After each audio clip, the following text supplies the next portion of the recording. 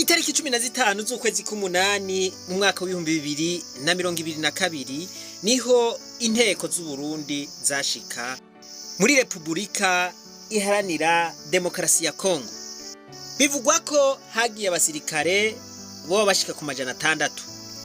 Bakaba bagiye ari igihugu c'u Burundi kibarungitse kugira ngo bashobore kwifatanya n'abandi bo mu muryango wa Afrika y'ubuseruko mu ntumbero yugufasha kugarura amahoro mu gihugu ca Kongo. Nukuvuga ko bari muri ico gihugu bakora nk'abakorera umuryango wa Afrika y'ubuseruko. Kanatsinda n'imyambaro baca bambara imyambaro hariko insigne za Afrika y'ubuseruko. Ubutumwa none bwoba bwarabajanyeyo neza na neza n'ubwahe. Nkuko tubisoma mu kinyamakuru Le Monde.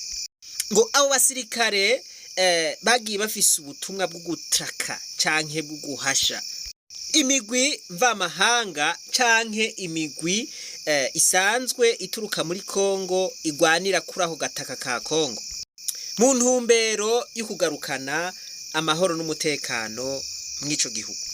Kugarukana amahoro mw'ico gihugu bikaba vyari vyapfundikiwe mu nama yahuje abakuru b'ibihugu bagize umuryango wa Afrika y'ubuseruko ukaburongowe n'umukuru w'igihugu c'u Burundi Varisito Ndayishimiye.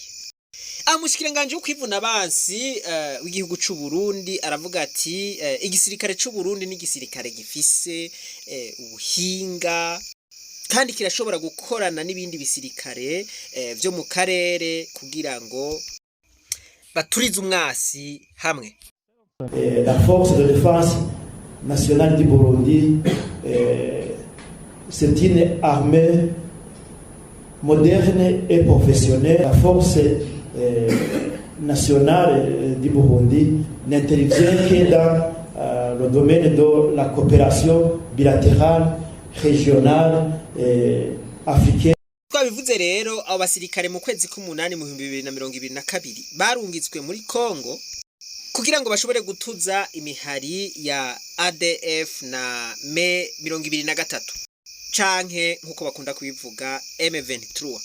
Iyo migwi ikaba yagirizwa na leta ya Kongo ko ari imigwi y'iterabwoba, mbere leta ya Kongo ikaba yagiriza leta y'u Rwanda ko ishigikiye umuhari wa M23. Ivyo vyuko mu buseruko bw'igihugu ca Kongo higanje imihari y'iterabwoba, leta y'u Burundi iravyemeza. Ce qui est connu par tous, c'est qu'à l'est de la RDC, il y a des groupes terroristes. La force de défense nationale du Burundi est préparée pour intervenir dans ce cadre. Ati bose barabizi ko mu buseruko bwa Kongo hariho imigwi y'iterabwoba. Ati rero igisirikare c'u Burundi gitereza gukora ibishoboka vyose kugira ngo centeruvene canke gifashe. Ndabibutse ko ibihugu vyarungitse abasirikare ngaha muri Kongo ari Uburundi, Uganda, Sudani hamwe n'igihugu ca Kenya. Nivyo hari uburere bumwe bagarukanye mu minwe y'igihugu ca Kongo, hariho n'ubundi bukiri mu minwe y'iyo migwi yiyemeje kugwana. Ngitangura nababwiye ko abasirikare b'u Burundi ku myambaro bambaye hariko les insignes canke ibimenyetso by'umuryango wa Afrika y'ubuseruko. Kandi igihe bagenda bagiye mu nzira izwi, n'yandi majambo bagiye biciye mu mategeko. Ubu twese turazi yuko hari ingabo z'u Burundi ziri mu gihugu ca Kongo. Naho zagiye vyahora bivugwa ko hari ingabo z'u Burundi ziri ku butaka bwa Kongo bitazwi n'amategeko, ariko ivyo vyovyo leta y'u Burundi ikaba yaravyiyamiriza.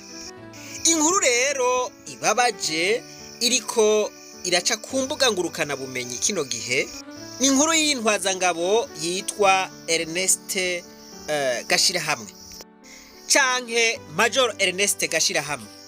Nivyo ingabo yiyemera igwa ku rugamba, ariko ikintu coba caratangaje abantu gusumvya ibindi nukuntu iyo ngabo yoba yari mu zindi zarungitswe mu gihugu ca Kongo kugira ngo zihagararire amahoro n'umutekano, hanyuma ikiziga cayo kikaba cagaragaye mu mwambaro w'igihugu ca Kongo. Amakuru avuga yuko hoba hatapfuye umwe gusa, ahubwo arerekana yuko hariho n'abandi boba barafashwe bambaye umwambaro wa Kongo. Ivyo rero bikaba vyaraciye ku mbuga hwaniro, mwese mwarabibonye, n'ubu murabibona yuko uyu musirikare yambaye umwambaro w'igisirikare ca Kongo, kandi akaba atanga n'umwidondoro wiwe ahavuga niyo yahora akorera. Ibi rero bikaba vyaratangaje abantu benshi. Turiyumvira duti ibi bintu vyoba vyakorewe iki kugira ngo abasirikare b'u Burundi bahindure umwambaro wabo bambare umwambaro w'igihugu ca Kongo? Mbega ibikorwa bagiye gukora mu izina ry'umuryango wa Afrika y'ubuseruko nivyo baba bakiriko barakora canke vyarahindutse? Ubu abasirikare baba barapfiriye mw'iyo ngwano bambaye imyambaro y'igihugu ca Kongo. Mw'ico gihe umuryango wa Afrika y'ubuseruko uzofasha n'imiryango yabo, kandi vyagaragaye yuko biyambuye umwambaro uwo muryango wabahaye. Aha leta y'u Burundi nta binyegezwa yoba ifise muri ibi bintu.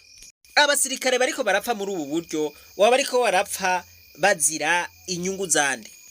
Ivyo rero vyose hashobora kuba hariho izindi nyungu z'abantu kanaka atari inyungu z'igihugu, ariko murumva yuko ari ibintu biteye isoni. Reka turindire insiguro leta y'u Burundi itanga ku Barundi kugira ngo tumenye uko ibintu vyoba vyarahindukiye. Twumve ko hari iyindi misyo boba bariko barakora itandukanye na misyo bahawe n'umuryango w'ibihugu vyo mu karere ka Afrika y'ubuseruko. Aho turarindiriye umuco tumenya ko kumbure abasirikare bari badezerise mu gisoda c'u Burundi bagaca binjira muco muri Kongo, kuko mu gihe bapfuye canke bagafatwa bambaye umwambaro w'igisirikare ca Kongo bisigura yuko bari mu gisirikare ca Kongo. Nta vyinshi twobivuga ko tutarumva ivyo leta y'u Burundi isigura, ariko mu gihe vyogaragara ko leta y'u Burundi yoba yarungitse abasirikare mu gihugu ca Kongo, hanyuma ubutumwa bagiye gukora bugaca buhinduka ari leta y'u Burundi nyene ibahaye misyo, aho muca mwumva yuko leta y'u Burundi yoba yavyitwayemwo nabi, kandi n'icizere nticoba kikibaye cinshi. Abantu boca bamenya yuko hari izindi nyungu atari z'igihugu zituma leta y'u Burundi irungika abasirikare muri Kongo. Kandi no mu gusozera umuntu yokwibaza ati ni gute abasirikare b'u Burundi bemera kwiyambura umwambaro bambitswe n'igihugu bakambara umwambaro w'ikindi gihugu? Mu yandi majambo ntimwumva yuko harimwo uguhemukira igihugu? Ivyo vyose ariko bigaruka kuri leta, kuko leta nitanga amategeko nibaha akazi. Reka turindire ico leta ibivugako. Mwo kurindira, reka tube turahoza imiryango yaburiye ababo mu gihugu ca Kongo. Imiryango imaze kumenya ko ababo bishwe mw'ubwo buryo. Imana yo mwijuru nibahezagire mwese. Reka twibandanize kwa rugendo rwacu, maze tugaruze umunezero Satani yatunyaze. Umuntu atarashika mw'ishuro ry'abarundi bose turamuhaye kaze.